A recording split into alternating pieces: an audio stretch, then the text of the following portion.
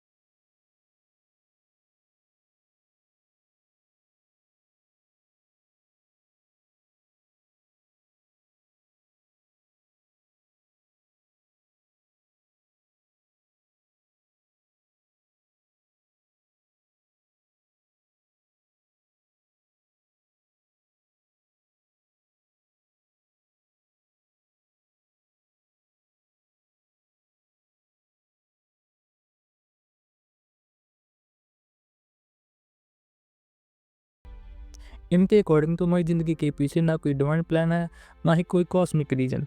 Universe को तुमसे कोई लेना-देना है ही नहीं। तुम रो या तुम हँसो, तुम जियो या तुम मर जाओ, यूनिवर्स को फ़र्क ही नहीं पड़ता। एक फिलोसोफर ने कहा था, यूनिवर्स के लिए एक इंसान और एक कीड़े की लाइफ बिल्कुल बराबर है।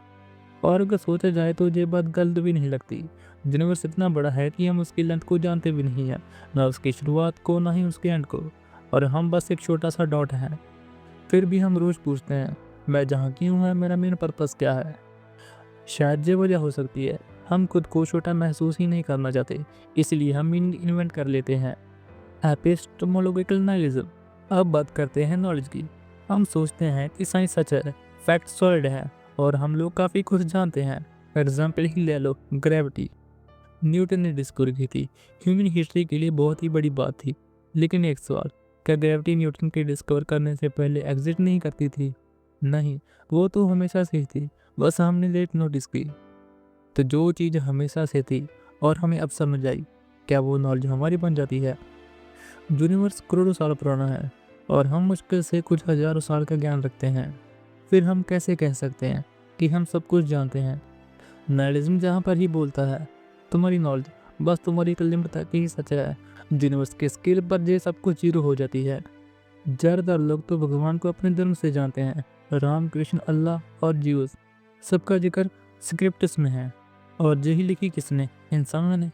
नाइलिज्म जहाँ पर ही सवाल उठाता है, अगर नॉलेज ही लिमिटेड है तो क्या भगवान का कॉन्सेप्ट भी एक इंसानों का क्रिएशन हो सकता है?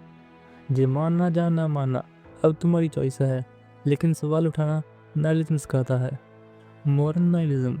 अब आते हैं मोरालिटी पर। सोचो, ए और बी का झगड़ा होता है, ए बी को मार देता है। आपको क्या लगता है गलत है? लेकिन अगर वही बी एक सीरियल किलर हो तो तब? और अगर ए को पता भी ना हो कि बी सीरियल किलर है या नहीं, तो तब? सेम एक्शन, तीन अलग जजमेंट। इसका मतलब मोरालिटी एब्सोल्यूट नहीं है, वो सिचुएशन के हिसाब से बदलती है। नाइलिज्म कहता है मोरालिटी बस एक टूल है जिसे इंसान ने खुद को सही और दूसरों को गलत प्रूव करने के लिए बनाया है। यूनिवर्स के लिए ना तो पाप है ना ही पुण्य। Optimistic nihilism.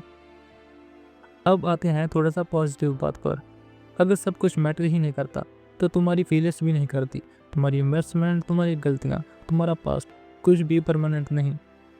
तुम अपनी मर्जी से जी सकते हो जैसे तुम चाहते हो, ना प्रेशर ना ही कॉम्प्रोमाइज़। सिर्फ एक बात सच है, तुम स्पेशल नहीं हो और यही बात सबसे ज़्यादा तकलीफ देती है। तुम्हारे एक्शन, तुम्हारा दर्द, तुम्हारी खुशियाँ, तुम्हारे सपने यूनिवर्स के लिए मीनिंगलेस हो सकते हैं, लेकिन तुम्हारे लिए वही सब कुछ है।